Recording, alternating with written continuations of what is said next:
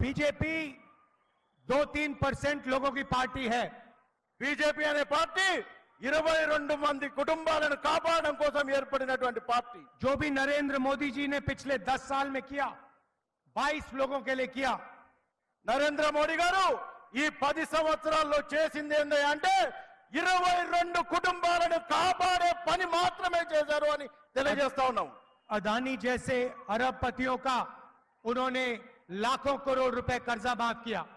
అదానీ అంబానీల కోసం వాళ్ళ బ్యాంకు రుణాలను 16 లక్షల కోట్ల బ్యాంకు రుణాలను మాఫీ చేశారు నరేంద్ర మోడీ గారు అని తెలియజేస్తా ఉన్నాం. देश के सारे एयरपोर्ट, सारे पोर्ट्स, इंफ्रास्ट्रक्चर, डिफेंस इंडस्ट्री सारी की सारी इन्होंने एक व्यक्ति को पकड़ा दी।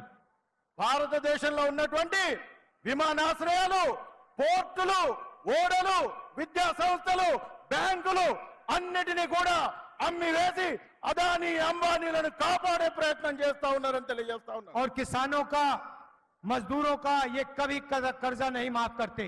కానీ 16 లక్షల కోట్లు 22 కుటుంబాల కోసం రుణమాఫీ చేసినటువంటి నరేంద్ర మోడీ గారి ప్రభుత్వం భారతదేశ రైతులకు మాత్రం రైతు రుణమాఫీ చేయదు అని